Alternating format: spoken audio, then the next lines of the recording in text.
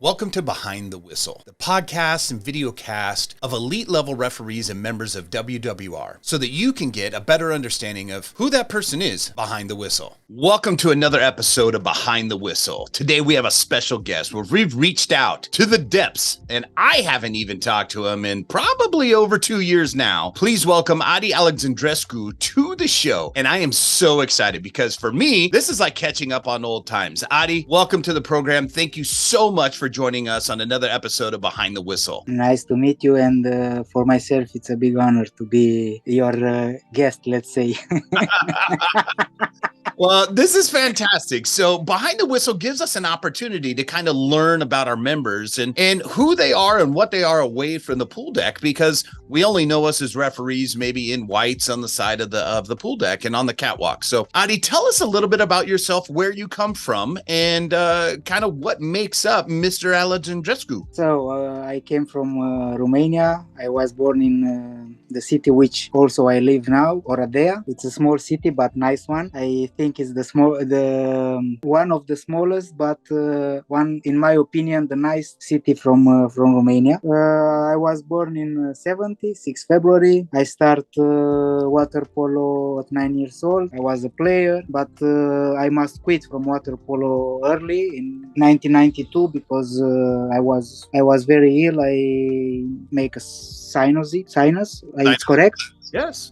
So I must. It was very difficult. I was out from the water 2 years and a half. So I decided to stop, and I started to be a coach. In 1999, I started to be a referee, but I stopped in 2001 because I started working in soccer, like general manager in one club. Then I moved to the other. In 2008, I started to be a FIFA agent. So I work in soccer till 2010, actually 2013. But from 2010, I come back on my first love, water polo. And I start refereeing again, and from that moment, from 2010 2013, I was also FIFA agent, but slowly I renounced, and I remain just with water polo. Well, that's fantastic. I had also some business. In this moment I have 2 companies which are working in consulting, in sport, in some other activities. It's a good business, and also I was involved in Horeca. I had some one discotheque, one bar. So generally in 4 minutes, I think I cover all my life. You covered everything in 3-4 minutes. Yes, from 1992 till now. Well, let's kind of get specific. What does it look like when you transition in as a referee? Like, how did you start? You started a local club in Oradea and you're whistling local matches. And then how does it look like when you go from local Oradea matches, maybe, and then what it looks like as you get into FINA and LEN competition? Look, I was very young when I started. I quit to be a player at 22 years old. So immediately in 23, 24, I start to be coach. And in that moment, because we didn't have a lot of referees, I start also to be coaching and refereeing when I played, let's say, friendly games or training games. Right. And in one moment, one referee who was very famous on that time, Timok Radu. Yes. Maybe you know it. He told me, "Hey, you have very good skills. You must be a referee." And I told him, "No, look, I'm young. I want to be a coach." But I tried. I started to go to watch also the referee. Till that moment, when I was in one game, I look it just on the players, on the game, blah blah blah. But from that moment, I start to look also to the referees, and I try to catch something from each one: movement, style of whistling. On that time, you remember very well. It was with the flag. The flags, yes. Yeah, different water polo, and start to like it. And in 1998, I was in one tournament in Becce. In that time, Becce was very strong team with my team where I was coaching. It was a friendly tournament, youth, and each team must have one referee. But nobody announced me about this. And when I arrived there, I said on the technical meeting, look, we are with the referee, but if it's necessary, I can do it. and this was my first tournament like a referee. Okay, friendly tournament. And when I come back, Alexandrescu, who was the president of Romanian Water Polo Federation, he told me, look, I heard that you whistle and you whistle very good. Please try to make both to be coach. And this was my start. Oh, that's but fantastic. as I told you, I refereeing just 2 years. I became in 2000 immediately international, but in 2001 I quit because I couldn't make it both to be general manager in a soccer club, which is very difficult job. I start at 8 o'clock in the morning till 10 o'clock in the night, traveling with the team, blah blah blah, and it's difficult, and I couldn't manage to be both, so I quit from 9 years to 2001 to 2010. And you have officiated, because I've had the luxury of being with you at some very high level competition. How do you kind of prepare yourself in mentally, physically, and emotionally prepare you to officiate some of the highest level games in the world?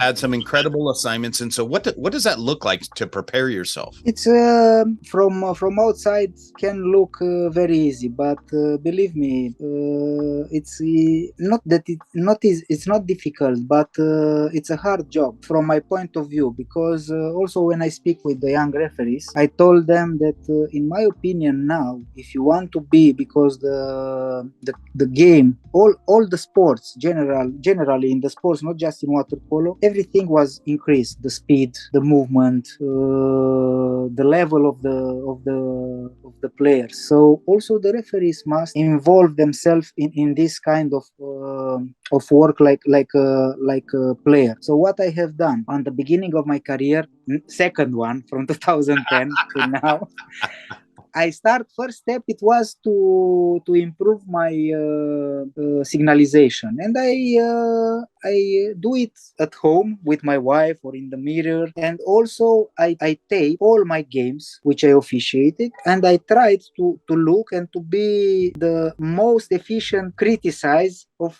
my performance which I have done, and I start to learn some bad habits which I have it. Also, I spoke a lot with.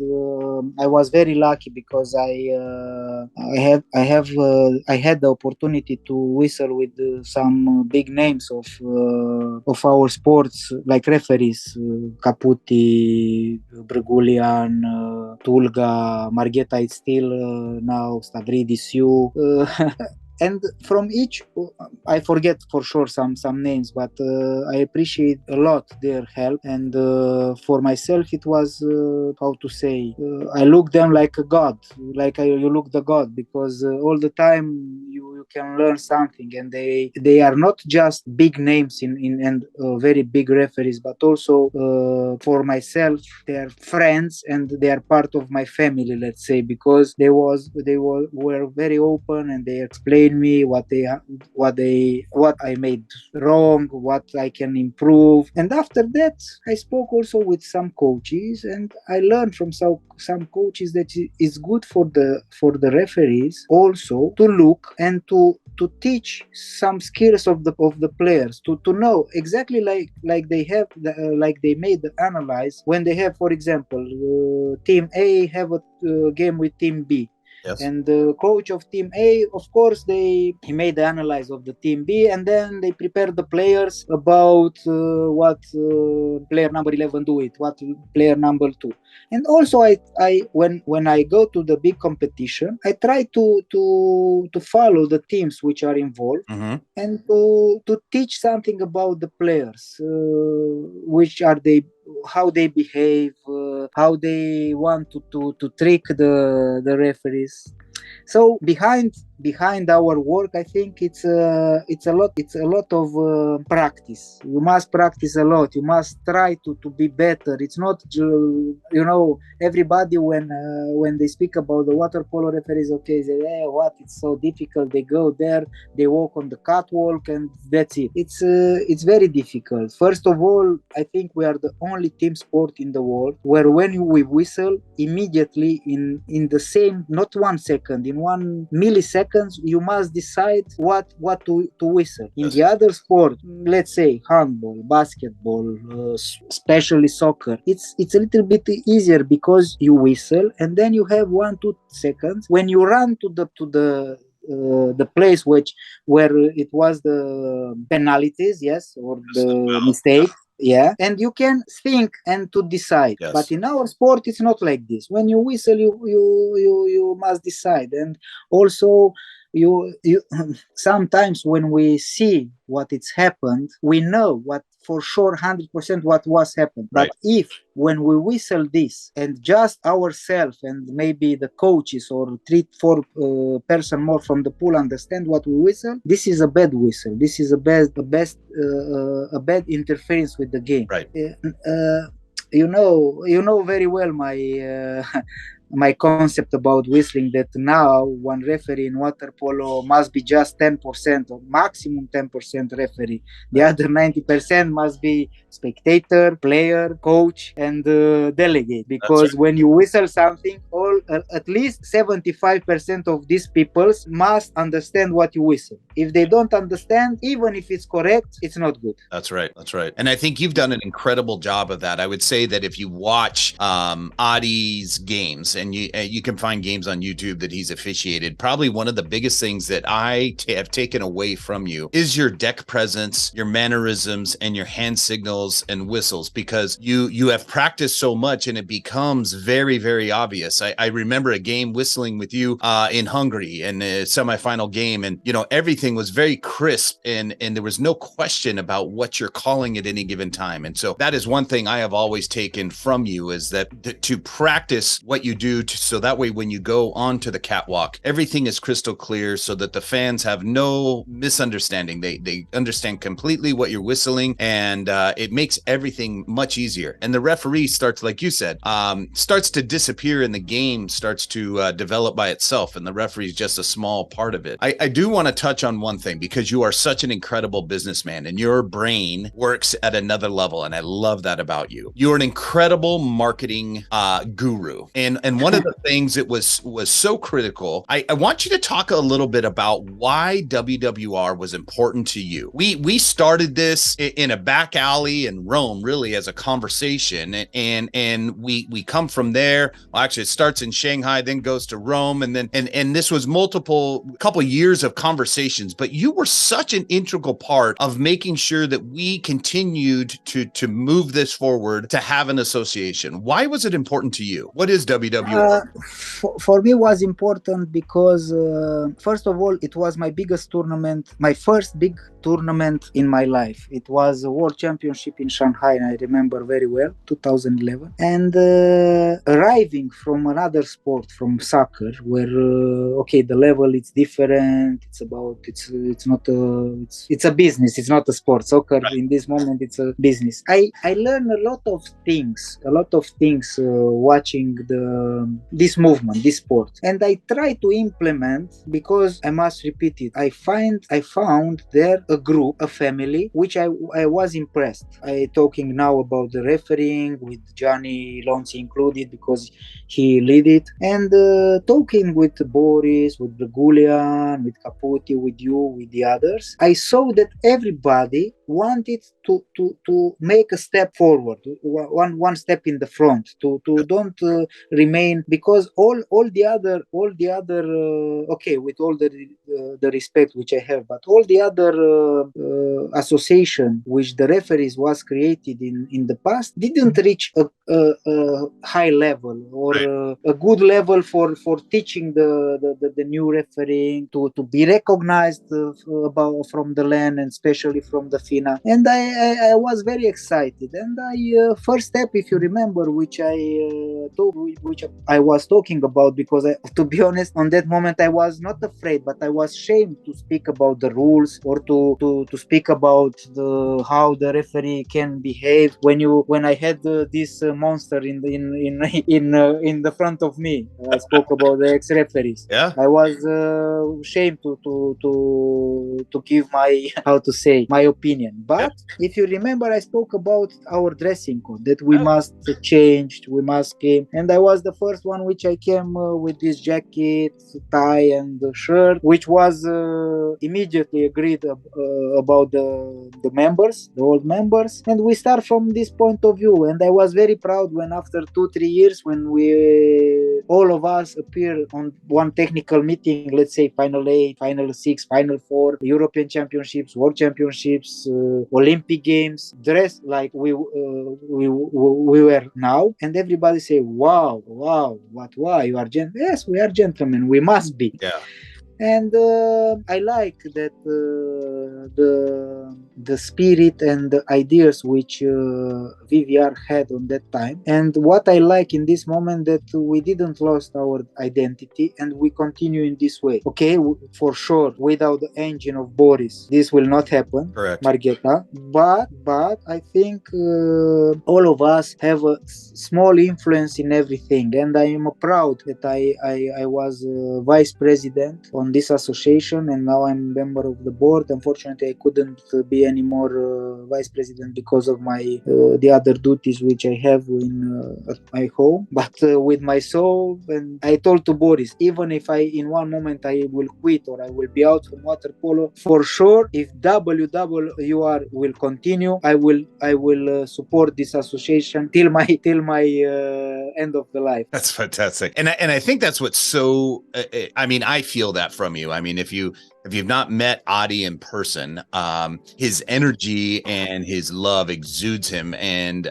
he's a truly amazing person. But probably if you do meet him in person, you will recognize his impeccable dressing and attire, and he brought that to WWR. And to me, this is part of marketing. And explain to me from a marketing perspective, because you're a businessman, the marketing of WWR, and like you talked about, we all arrive to a technical meeting and we're all in uniform, and everybody's jaw is on the ground, amazed at why do you dress like this? And to me, in your opinion, has it changed the way that coaches, federations, maybe even governing bodies look at the referees, like a little bit more professional? 100%. The answer is yes. 100%. Also, look, it's not polite to speak about some other people have done in their life, but what WWR changed the perception of the people who are involved in water polo about the water polo referees. Yeah. Because we were not able to go in VIP areas because of the behavior of the other referees in the past. We were not able to do this or that because some other things. What VVR succeed to do it is to change the mentality and the opinion of the people who are involved in water polo about the referees. Yes. And this is a big victory. And first of all, is the first association which is recognized about LEN and FINA. That's right. And who work together with FINA and LEN in rules and in all these things. So I think WWR, it's a very strong voice now, and a very strong association inside the water polo, and everybody respect us.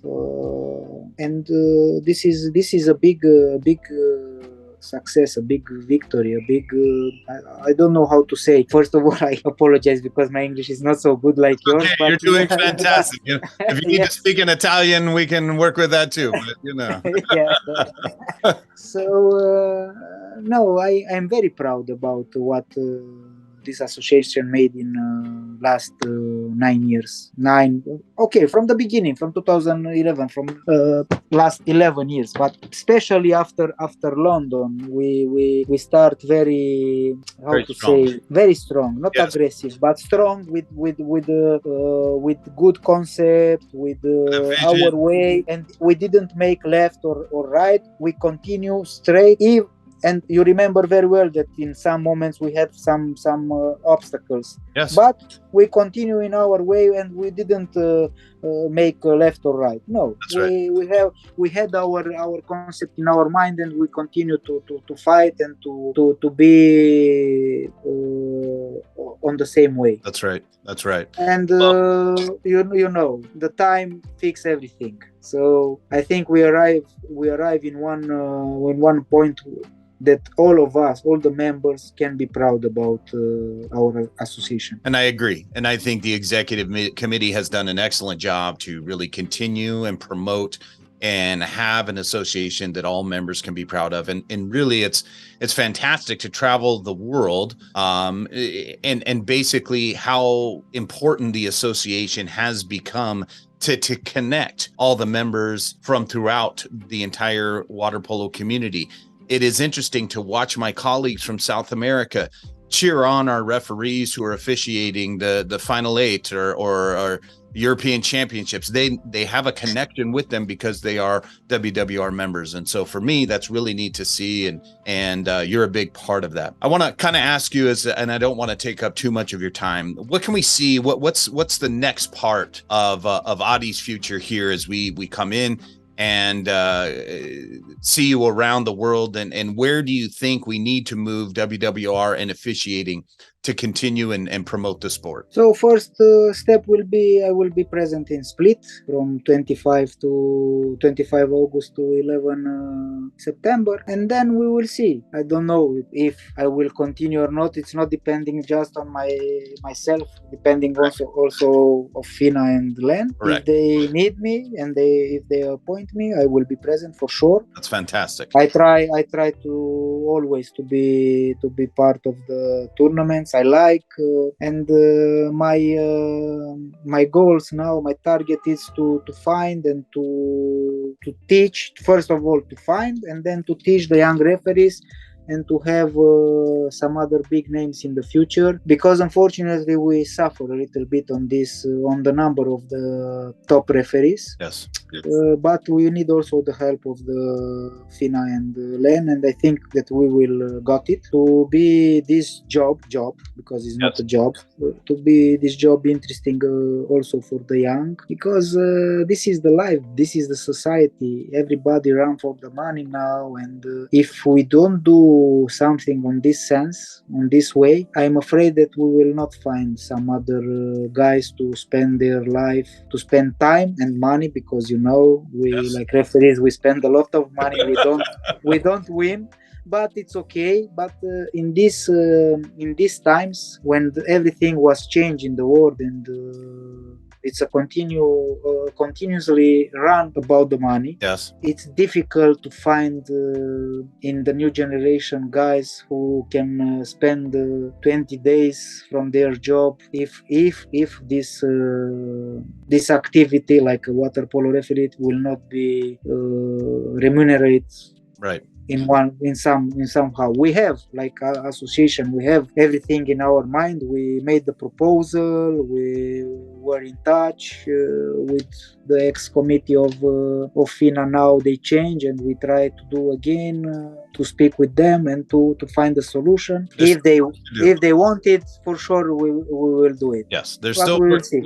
Absolutely. We work on this very hard. Yes, sure. We work very hard, and there is always still work to do. But you said something very critical, and I would love to kind of end on this with you, because you're such a great educator, and I really value your opinion. And you said something about that it's important to you to kind of help the new and young referees. What is one thing that you could tell a new or a starting referee that would make a difference in maybe their referee career? First of all, to make it's important to find the personalities. Because I don't know if it's good now to speak on the podcast, because the coaches will listen, but it's okay. They'll learn more about you. But, for myself, I think the most important thing is the personality. Because if you have the personality, you can improve for sure the technique and everything. Yeah. But if you have technique but you don't have personality, never, but never, you cannot reach a good level of refereeing. And I will tell you why. Because, in the big competition, you have big athletes, big names, big coaches, great personalities, and they have a lot of experience. And if they see that you don't have the personality to teach them how teach. I don't know how to say, to teach them, to tell them what it's forbidden and what it's right to Allowed do and it. what's not allowed. What is allowed, what is not allowed. Immediately they will catch you, and you cannot do it, even if you are the best in technique. But the person with the personality, if they will see that you are on your way, one correct way, straight way, and first of all, when they will understand that your personality, it's to judge the game on your highest level possible, they will accept it. And even if your level will be not a top level, but they know that this is your way to whistling, they will accept it. Yeah, absolutely. And if you reach this level, from that moment, with the experience, of course, I think you can go forward, and you can reach the highest level in whistling. But you must, and I teach all the time, I repeat for all the young referees, try to have responsibility, to take the responsibility of what you whistle. Don't go back, go just forward. When you make a mistake and somebody in a polite manner come after the game to speak with you, don't be shy to recognize that, yes, I made a mistake, even to say apologize. Now the delegates will not be agree with this, because they their speech all the time, don't speak with them. Why to don't speak? If the dialogue is in a polite manner, I always speak. I was speaking, and I was not ashamed to recognize when I make a mistake. Of course, one coach, what to do with your apologize? Nothing, because of your mistake, they lost the game. But they will appreciate it, and they will understand that next time you will not do it. Because if you do it again, this is not a mistake. This is I don't know. It's a pattern of behavior. Yes. And so, I think it's so critical. I don't know if the people understand the concept which I want to speak about, but this is my personal idea about refereeing and how to reach one level. And I think people do. I think, for some of you that maybe don't understand the full concept, now with video and YouTube, a referee can really go out and watch other colleagues whistle a game, and you can mold that. What Adi is talking about is a personality. We might here in the United States call it a philosophy, a refereeing philosophy. He calls it personality, but it's one and the same, where it's you are coming up with your style of game that works for you, what you allow and what you don't allow. And I think that's so critical at a very young age as a referee, to mold that to where, as Adi says, like this is what's going to make you. And now you continue to step forward. And I think it's such great advice for all the referees out there that are either just starting or maybe on the cusp of getting bigger games. And to make sure that they stay true to themselves and be open for feedback. I think one of the things I've always learned from you is that you have to always be a constant learner as a referee. Yeah. You always have to have room to learn. You're never perfect. There's always something I can do better, right? No. And I think that's a huge thing. Every day, every game, you can learn something. That's right. Each game, it's a lesson. Each whistle, it's even for myself. I think even from Boris, even from Stavridis, even from all of us, we can learn in one game something. And first of all, because I forget to mention this, and it's very important. One of the first things which I tell to the young referees, that we are not hunters. Not everything, because we are not like horses. To immediately when we see something to whistle, if it's not important, if it's not affecting the game, if it's our game must be much more floating, to float the game, right. To be with the game, to interfere just when it's necessary. Right. It's Stephen, we can speak Oh, about easy. this 2 hours and we will not finish. For sure. But For sure. yeah. But Adi, I truly appreciate your time today and coming on the podcast and sharing some of the behind the whistle scenes of Adi Alexandrescu, what makes up the referee, and sharing some insights so that everybody can kind of learn a little bit more about you, but also all of your contributions to WWR. I personally want to thank you. So thank you for being on the podcast today. Yeah, thank you, Stephen, and I'm very honored to be part of this family, WWR. Thank you, and stay tuned for the next episode of Behind the Whistle, and we look forward to seeing you soon. For more information regarding the World Water Polo Referees Association, find us on the web at www.pra.org. There you can check out the latest news, information, and all of the education that WWR is providing on a global scale.